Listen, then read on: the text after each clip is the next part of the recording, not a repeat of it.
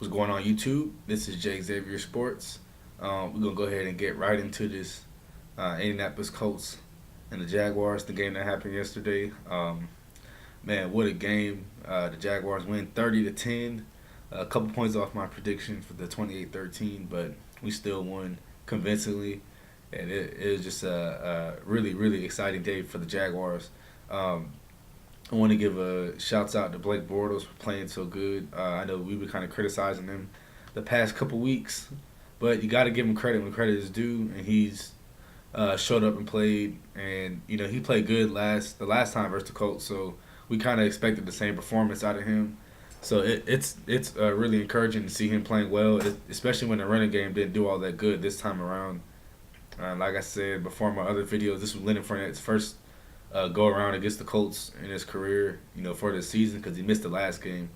And you saw Fournette struggle a little bit, but we still got him his 20 carries. He still got a touchdown, and he still made little plays in the backfield catching the ball. So that was some encouraging signs for us. But just in general, it's just a good feel to win to dominate one of your divisional opponents in the Colts, and then just to keep winning. It just feels really good.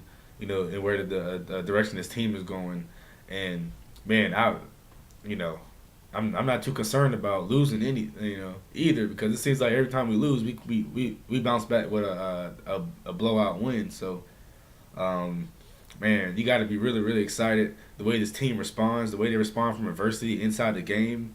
You saw early on in that game we couldn't. I think it was the very first drive. We were about to punt the ball and then we run a fake punt with Brad Norman just threw it up to O'Shaughnessy. So that's our third successful punt conversion, fake punt conversion this year. So I don't know why teams haven't been planning on stopping it, but it seems like we're going to keep doing it. Teams going to keep giving us those looks that we want. So um, yeah, I shout out to Joe DeCamillis too, man. He's definitely one of the best special teams coaches in the NFL. I don't know what happened in that Rams game. I don't know what happened to our special teams in that game, but every other game, the special teams has been, if not one of the best units, for our team and probably in the NFL, one of the best specialty team shooting units in the NFL. So um, that was very good to see that.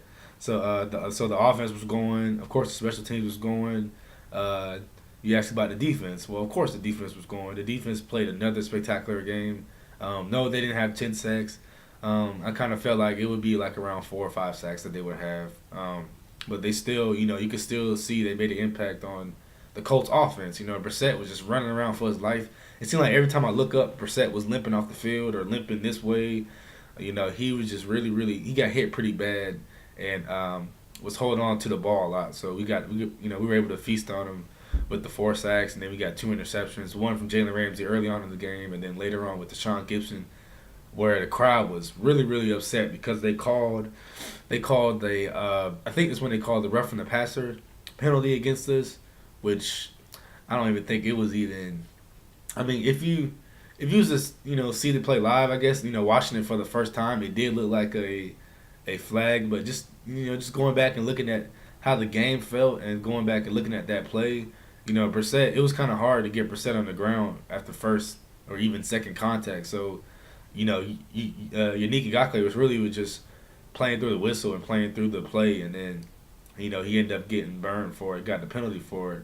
But then, boom, we come back and, get the interception, feeding off that bad call by the ref, and just kind of the crowd kind of fed off of it, the players fed off of it, and we kind of made a play. So, or we did make a play. So, that was really encouraging to see too. Our the crowd get into it, defense get a little swagger at that point, and then we made the play when we had to. So, and that's what the defense has been doing all year, guys. The defense has been making plays for us. That's the reason why we've been able to maintain these big leads or just been able to stay in ball games because the defense has been taking upon themselves to either score for the offense or put the offense in a better position to where they can score without having to drive down the whole field. So, man, uh, Very, very, very, very good sign for the defense. I'm glad Jalen got a pick. It seems like he has. I haven't heard his name in a couple weeks as far as getting an interception. So I'm glad he got a pick. And Deshaun got one too. I think that's 4 on the year for Deshaun. So the secondaries starting to wake up again. So it's very encouraging to see the defense still playing at an elite level here week 13. So or week 12, whatever week it is, 13. So it's very encouraging. You know, when we make this playoff push, uh, it's going to be very beneficial that we still run the ball and play defense. Right now, we're not particularly running the ball too well, but it is encouraging to see Blake Bortles play well without the running game doing his job. I mean, I know it's the Colts, guys. I know it's the Colts, but it's still an NFL team. We're able to see how they stack up against us. Um, I mean, we're clearly more outmatched than the Colts, but there's a lot of good, encouraging things you can take away from this game. The Jaguars were just able to do whatever they want in the passing game, so that's a really good sign to see. You know, it's been one of the biggest questions going this whole season. Like, can Bortles win? Can we just win with Bortles when the running game isn't going? I'm not gonna say when the defense isn't going because I really expect the defense to play good every game. But with Bortles, can he win us a game without the running game playing well? I think that's the question. So I think he kind of answered that on Sunday with the victory versus the Colts. So we'll see how he progresses through the weeks. We got a big game versus Seattle next week. It's probably going to be the biggest game we have left all year up until the last game of the season versus the Tennessee Titans. So this would be as close to a playoff game as you can get. It's December football. Both teams are great on defense. They got the MVP candidate in Russell Wilson. Bortles, I'm not gonna call Bortles Russell Wilson, but he has that same kind of play where he can escape the pocket and make plays with his feet as well. So it's gonna be a real fun matchup for both teams. I think both teams match up pretty evenly.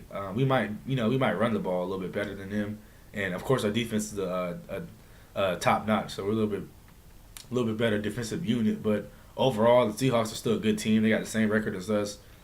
They play good teams. They just came off a emotional win versus the Eagles on Sunday night. I got to catch a little bit of that game. So Seattle looks really good. So we got to come and play our best football next Sunday, which I know we will. I know we're going to compete and play well.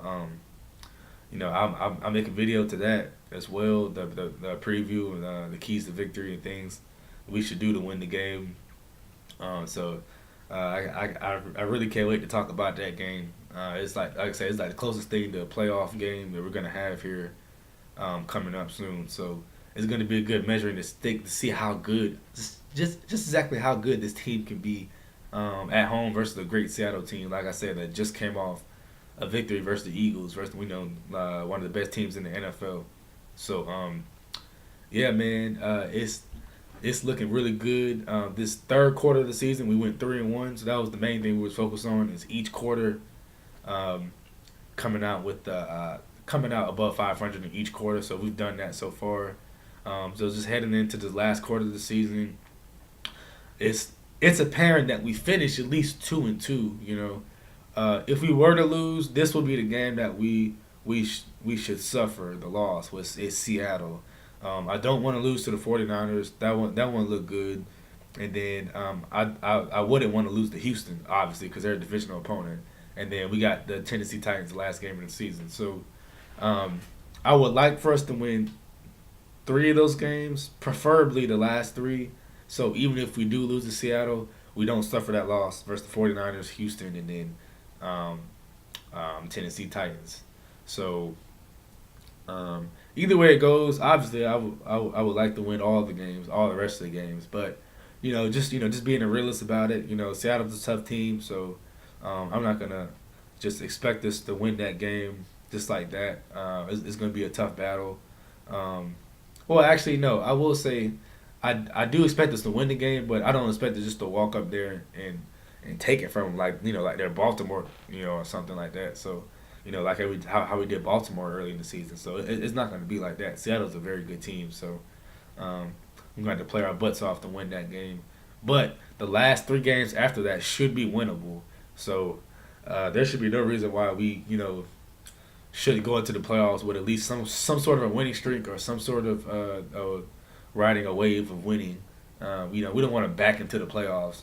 Having lost 3 of our last 4 or something like that and barely making the playoffs like that. So that wouldn't be really good for our confidence. Where the team is going. Um, Other than that, man, everybody should be pumped. We freaking dominate the Colts again, and you can tell we're clearly one of the best teams in the AFC. Clearly one of the best teams in the AFC South. It sucks that we couldn't get win the game versus the Jets early in the season or the game versus the Cardinals 2 weeks ago. But hey, man, you move on.